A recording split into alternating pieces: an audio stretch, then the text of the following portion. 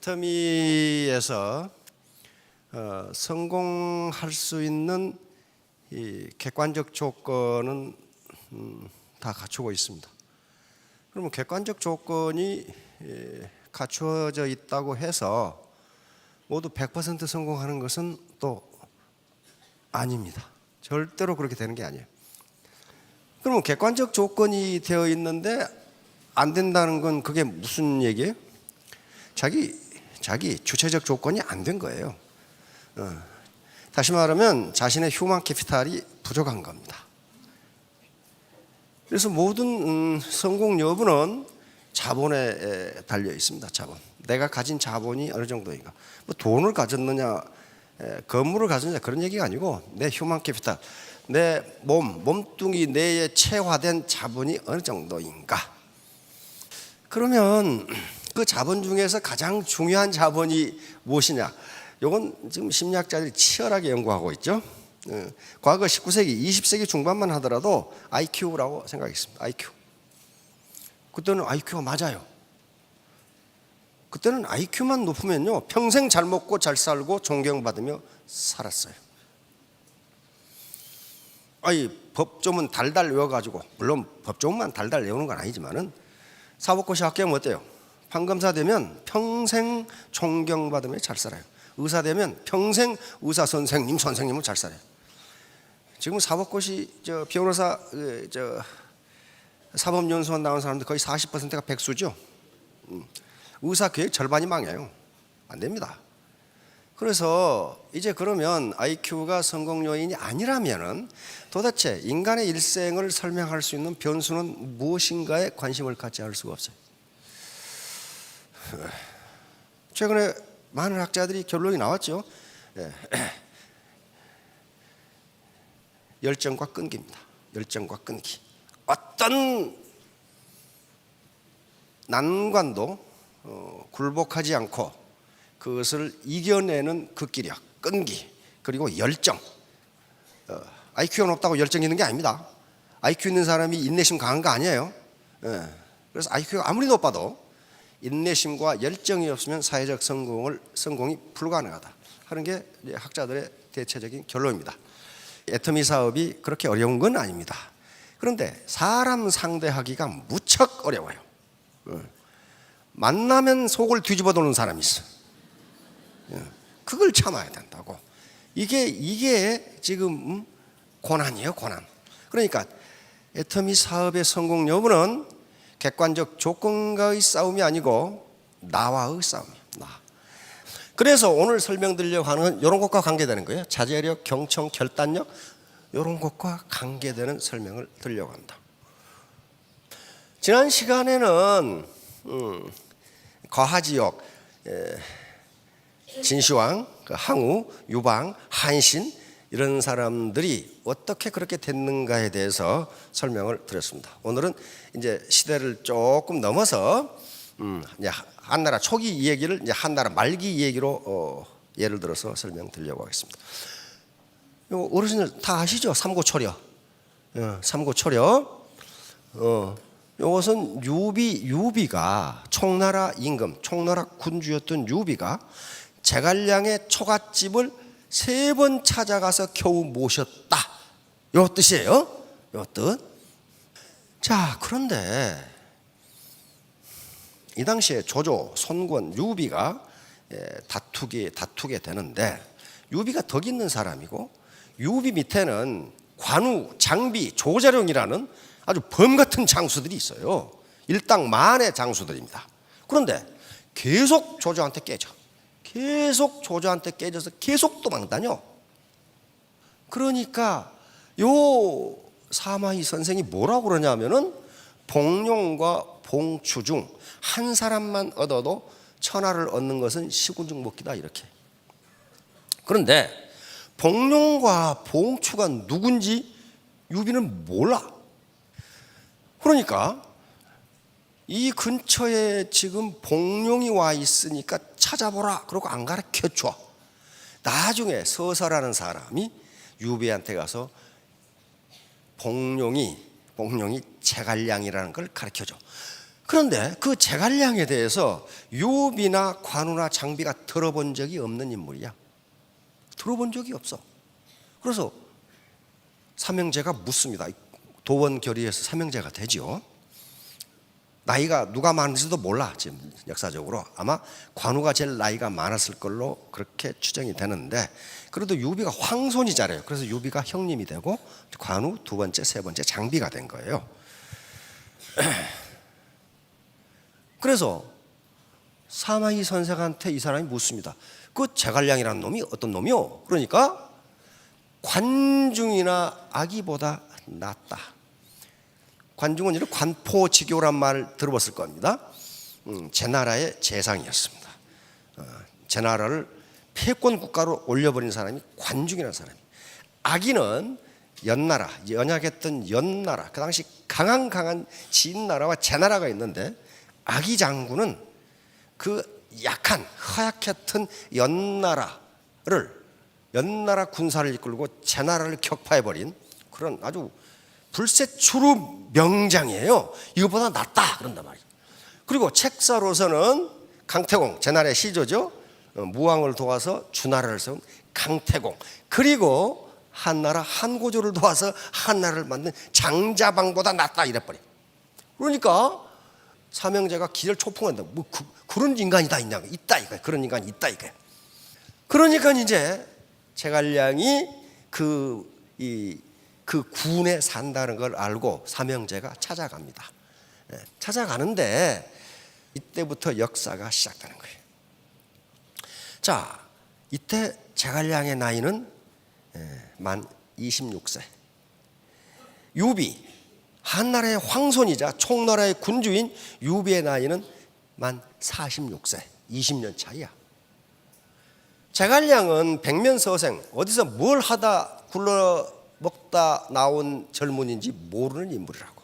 그런데 그 인재를 얻기 위해서 삼형제가 범같은 장수 둘 거느리고, 한나라의 황손이, 총나라의 군주가, 초리는 초가집이에요.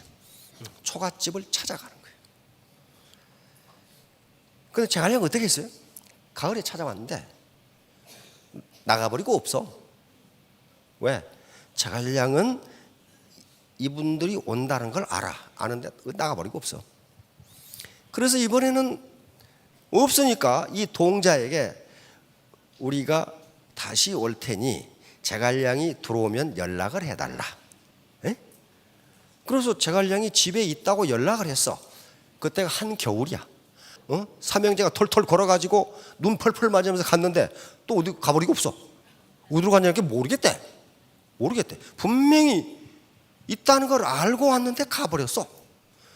그런데 이 불같은 성격을 가진 장비가, 그놈을, 형님은 앞으로 오실 필요가 없고 이놈 이 자식을 오기만 하면 내가 오랏줄로 묶어가지고 끌고 갈 테니까 기다리시라고. 만약에 안 끌려오면 불을 확 쏴질러 버려. 이제 장비 입장에서는 그렇죠. 이 천하의 맹장인데 이 자식이 온다고 왔는데 가버렸어. 근데 유비는 그걸 달랩니다. 그러지 마라. 자, 그리고 또 왔다는 말을 듣고 또 왔는데, 황손이 왔는데 계속 낮잠만 퍼자고 있는 거야. 계속 낮잠만 퍼자고 있는 거지. 26살 먹은 놈이 말이야. 46살 먹은 황손이 왔는데 자빠져 자고 있는 거야 계속. 그러고 한나자를 자고 나서 그때사 일어나. 그래 놓고 제갈량이 일어나서 천하 삼분지계를 이야기합니다. 천하 삼분지계. 이쪽은 지금 중원 있죠. 여기는 조조가 100만 대군을 거느리고 세력을 확장하고 있기 때문에 여기를 아직 넘볼 수가 없다. 그 다음에 이쪽 강소성 근처에, 이건 오나라인데 이쪽이 양자강 쪽이죠. 손권이 3대에 걸쳐서 손권 집안이 왕을 하고 있고 지세가 험준하고 민심을 얻었기 때문에 이 땅은 넘볼 수 없다. 그러면 주인 없는 땅이 어디냐? 여기다. 여기 주인 없는 땅. 여기 지세가 험하고, 그 다음에 유표라는 사람이 있기는 있지만 힘을 떡하고, 그렇기 때문에 이 땅을 차지하고, 여기는 천시를 얻었고, 천시. 여기는 지리를 얻었고 험한 땅이야. 못 쳐들어가. 여기는 군주께서는 인심을 얻으면 천하를 세 개로 나눌 수 있다. 그래서 여기에 자리를 잡고 국가를 안정시킨 다음에 이걸 치면은 천하를 얻을 수 있다. 내 계획에 따르겠느냐? 유비가 뭐라고 그랬어? Yes, that's good idea. 그러고 이제 제갈량을 스승으로 모십니다. 46세 된 군주가 26세 된 제갈량을 군사로 모십니다. 군의 스승이죠. 자, 그러면 이제 리더는 왜 그 26살밖에 안 먹은 제갈량을 46세 된 황손이자 군주가 3번이나 찾아갔을까? 그 이유가 뭘까? 그러니까 리더는 이제 그런 걸 알아야 된단 말이에요. 제갈량과 유비는 지금 장기를 두고 있는 거예요. 만약에 26살 먹은 아무 네임밸류도 없는 제갈량이 군사, 범 같은 장수들을 부리려고 하면 장수들이 말 듣겠어요? 안 들어요. 안 듣습니다. 어디서 뭐 먹던 놈인지도 모르는데 농사 짓고 살고 있었거든. 농사꾼이거든. 농사꾼이 어떻게 관우, 장비, 조자룡, 황총 말이지, 마초 같은 그런 장수들이 농사꾼 말을 듣겠냐고. 안 들어요. 그럼 뭘 해줘야 돼요? 군주가 제갈량에게 권위를 실어주지 않으면 제갈량은 지휘를 못합니다. 그러니까 완전히 유비를 뭘로 만들어? 바보로 만들어 놓죠. 계속 3번이나 갔는데 나참 퍼자고 이거 가버리고. 유비는 그걸 안단 말이에요. 유비는 한 수 위니까 내가 제갈량에게 권위를 실어주지 않으면 지휘가 불가능하구나. 그걸 하는 거예요. 그리고 권위를 실어주는 거예요. 나도 이렇게 굽실거리는데 말하는 놈은 다 죽여라. 이렇게 된 거예요. 자, 그러면 제갈량은 어디서 그런 지혜를 얻었을까 하는 거예요. 제갈량은 어디서 그런 지혜를 얻었을까? 제갈량은 어려서 부모가 돌아가십니다. 12살 때. 그리고 17살 때 자기가 의탁하던 작은아버지마다 돌아가시니까 17살 때 독립을 합니다. 그래서 17살부터 공부를 시작합니다. 시작하는데 누구한테 배우느냐? 바로 앞에 수경선생 사마휘한테 배웁니다. 그래서 제갈량의 능력을 가장 잘하는 사람은 그 스승이에요. 그런데 이제 사마휘한테 배울 때 어떤 일이 있었냐면은 사마휘 선생이 워낙 훌륭한 분이기 때문에 공부를 많이 배우고 싶은데 이놈 사마휘 선생이 기르는 수탉 중에 괴상한 놈이 한 놈이 있어. 꼭 오늘날 같으면 12시만 되면 꽃기호하고 3번 울어. 그러면 그 닭 울음소리를 듣고 사마휘 선생이 그날 수업을 마쳐. 제갈량은 더 배우고 싶은데 이놈의 닭 모가지를 지금 비틀어 놔야 된단 말이야. 그래서 제갈량이 깨를 냈어. 주머니에다가 쌀 주머니를 3개 넣고 울 시간이 되면 가서 쌀을 줘. 그러면 그거 퍼먹느라고 안 울어. 그럼 또 울 시간이 되면 또 줘. 그래서 하루 종일 공부를 했어. 닭이 안 우니까 계속 한 거야 지금. 나중에 수경 선생이 알았어. 그걸 선생을 속였다는 이유로 쫓아내버렸어. 쫓겨난 거죠. 그런데 그 제갈량의 인품을 잘 알고 있는 수경 선생 부인께서 그 제자를 좀 데려다 다시 가르칠 수 없느냐. 굉장히 특별한 사람인데, 그러니까 이 수경 선생이 동자를 파견해서 제갈량 집에 파견해서 이놈이 지금 뭘 하고 있는가를 봐라. 나한테 보고해라. 그랬단 말이에요. 동자가 3가지를 보고했어요. 첫째, 부모님이 추위를 몹시 타는데 추위를 타지 않게 해드리려고 산에 가서 사냐초를 캐서 달아드리고 자기가 이불 속에 먼저 들어가서 이불을 따뜻하게 한 다음에 모친을 모시고 있습니다. 이게 효도죠. 두 번째, 제갈량이 그 당시 어렸으니까 키가 작아서 양쪽에 밭이 있는데 물찌개를 지고 가면 곡식이 상해. 그렇죠? 키가 작으니까. 그래서 곡식을 상하지 않게 하기 위해서 물찌개를 지고 갈 때는 뱅뱅 돌아서 갑니다. 두 번째 보고요. 그 뭐예요? 다른 사람에 대한 배려. 세 번째, 제갈량이 그 동네에서 자기보다 나이가 많은 청년에게 처음에 글을 배웠는데 얼마 배우고 나니까 그 청년보다 학문이 뛰어나게 됐습니다. 그럼에도 불구하고 제갈량은 그 청년에게 계속 가깝게 지내고 배웠습니다. 이게 뭐예요? 겸손. 이걸 딱 동자가 보고 하니까 너 오라 그렇게 한 게 아니고 역시 수경 선생이 찾아갑니다. 제갈량을 찾아가요. 그러니까 이때가 27이니까 우리 나이 만 26, 10년간 1만 시간의 법칙이죠. 1만 시간, 10년간 공부를 하고 제자백가의 모든 책을 섭렵하고 천하를 아우를 수 있는, 백성을 살릴 수 있는 지혜를 터득한 거예요. 이때 유비가 찾아온 겁니다. 그래서 유비가 제갈량을 얻게 돼서 그때부터 중원으로 치고 나갑니다. 그만큼 사람이 중요해요. 그만큼 파트너가 중요하다고. 파트너에 제갈량, 아기, 그리고 한신 같은 사람이 있는데 겉으로 보기에는 아무것도 아니에요. 그런데 치고 나가는 사람이 있단 말이에요. 치고 나가는 사람. 그러니까 한 인물 때문에 나라가 안 망하고 망하고 결정돼. 그러니까 내 라인에 어떤 한 인물이 내 라인 전체를 먹여 살 수 있다니까. 그래서 사람 중심, 인본주의로 나가는 게 그런 거예요. 자, 다음 바로 자극과 반응 사이의 공간이라고 하는 겁니다. 외부에서 자극을 받으면요, 동물은요 즉각적으로 반응합니다. 밥 먹는 개 꼬리 잡아다 앉아봐요. 그럼 어떻게 하겠어요? 요놈을 물어야 되나 안 물어야 되나 그 생각 없어. 와서 덜컥 물어버려요. 다시 말하면 인간적으로 미성숙한 사람은 자극이 있으면 즉각 반응이 나와. 생각도 안 해보고. 그런데 일반적으로 인격이 성숙한 사람은 자극이 있으면 여기 공간이 있는데 한참 생각해보고 반응을 한다는 거예요. 그러니까 우리가 인격을 도와야 한다. 그 말은 다른 말로 하면은 이 공간의 크기를 넓힌다. 그런 말이에요. 이 공간의 크기를 넓힌다. 그래서 이 공간의 크기를 넓힌 게 유비란 말이에요. 유비. 첫 번째 찾아가서 없으면 나중에 오랏줄로 묶어서 끌고 오면 되는데 그렇게 안 했어. 그렇게 안 했단 말이에요.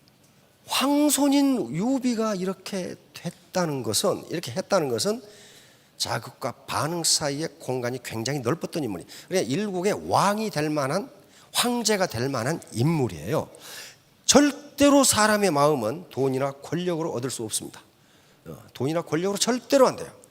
제갈량 같은 사람을 돈이나 권력 천만의 말씀 안 됩니다. 이렇게 되니까 만약에 유비가 제갈량에게 힘을 실어주지 않았더라면 제갈량은 지휘를 못합니다. 그리고 유비가 제갈량을 얻지 못했다면 그런 역사에 흔적도 남김없이 사라졌을 거예요. 그만큼 역사적 인물들은 뭔가 있어요. 뭔가 있다고. 자, 다음 시중에 가면은 죽음의 수용소에서라는 책이 있어요. 이 빅터 프랭클 박사가 쓴 겁니다. 이분은 오스트리아 빈의과 대학의 정신과 교수였어요. 근데 유대인이야. 그런데 2차 대전 때 히틀러에게 끌려간 거예요. 자기 부인, 자기 부모, 형제, 친척이 다 끌려갔는데 수용소에서 다 죽고 혼자 살았어. 다 죽고. 가스실에 가고 노동하다 죽고 맞아 죽고 이랬단 말이에요. 그러니까 어때요? 이 빅터 프랭클 박사는 자기가 살아야 할 이유를 찾지 못합니다. 그런데 이때 바로 철학자 니체의 말이 생각납니다. 왜 살아야 하는지를 아는 사람은 어떤 어려움도 이겨낼 수 있다. 철학자 니체의 말입니다. 그럼 이걸 바꿔봅시다. 왜 애터미 사업을 해야 되는 이유를 아는 사람은 어떤 모욕도 참을 수 있다. 그 이유를 모르면 안 돼요. 이걸 그 책 제목은 인간의 의미 탐구라는 겁니다. 이걸 이제 우리가 번역할 때는 우리나라에 번역할 때는 죽음의 수용소에서 그렇게 번역했어요. 왜 그러냐면은 나치 수용소라는 게 말이죠. 제가 몰상식의 극치를 보이는 데가 수용소란 말이에요.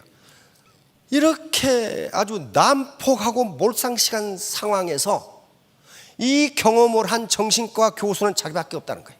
그렇죠? 그러면 인간이 왜 미치는지, 왜 정신적 고통을 겪는지를 자기는 기록해야 할 의무가 있고 의과대학에 가서 가르쳐야 할 의미를 찾았다는 거예요.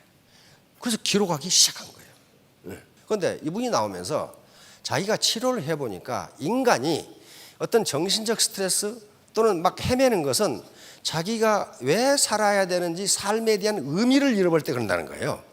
내가 뭐 때문에 살아야 되는지. 그러겠죠. 이분이 유명한 말을 이 책에 해놨어요. 뭐라고 그랬어요? 인간에게서 모든 것을 빼앗아갈 수 있으나 한 가지만은 빼앗아갈 수 없다. 어떤 환경에서도 자신의 태도를 선택하는 것, 그리하여 자신의 길을 택하는 인간은 맨 마지막 자유다. 나를 정말 실망시키고 모욕감을 주는 환경도 내가 어떤 반응을 하는 것은 하느냐는 누구 자유다? 내 자유야, 내 자유. 내 자유라고. 그 다음에 자극과 반응 사이에는 공간이 있다. 그 공간에 우리의 반응을 선택하는 힘이 있다. 우리가 선택한 그 반응에 우리의 성장과 자유가 있다. 맞아요? 인간은 결정하는 존재다. 내가 해야 된다고. 그것이 내 최종 자유야. 아무도 못 뺏어가. 내가 어떻게 할 것인지는 아무도 못 뺏어가. 우리가 더 이상 상황을 변화시킬 수 없을 때는 우리 자신을 변화시켜야 한다. 내 지금 가정 경제 상황을 변화시킬 수가 없어. 지금까지 고집만 디릭디릭 피워왔는데, 그러면 내가 시대의 흐름에 반응해서 내가 변할 수밖에 없어요. 내가 변할 수밖에 없어. 이제 결론입니다. 삼고초려. 리크루팅하고 자기 다운라인을 섭외하는데 그렇게 자존심 상해하지 마세요. 유비, 황손도 26살 먹은 말이에요. 자기보다 20살이나 적은 제갈량을 그 초가집을 3번이나 찾아가서 구박을 맞았는데 그거 참으시라고. 자극과 반응 사이 공간, 이 공간을 넓히시라고 말이에요. 요건 자기 자제력입니다. 자제력.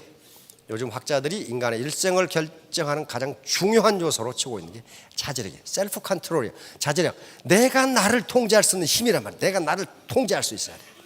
자제력. 천하 삼분지기. 요건 제갈량처럼 공부하지 않으면 이 지혜가 나오질 않아요. 그리고 유비도 어때요? 바로 받아들이죠. 이런 생각이 있었다는 거예요, 지금. 그런데 결단을 못하고 있는데 제갈량이 이걸 제안한 거예요. 그 다음에 경청. 굉장히 중요합니다. 유비는 자기 황손이고 총나라 군주이면서 20세에나 도대체 무슨 공부를 한지도 모르는 그 제갈량, 단지 그걸 가르쳤던 수경 선생의 말을 듣고 제갈량은 관중이나 아기보다 낫다. 그리고 강태공과 장자반과 동급이다. 결론 맺도록 하겠습니다. 그러면 이제 여기 계신 분들은 정말 자제력, 용기, 열정, 끈기 이것만 발휘하시면 아마 3년, 5년 후에는 스타마스터나 로얄마스터가 되실 겁니다. 근데 그 과정에서 누구를 이겨야 돼? 나 자신을 이겨야 돼. 그것만 하시면 됩니다. 모두 성공하시기 바랍니다. 감사합니다.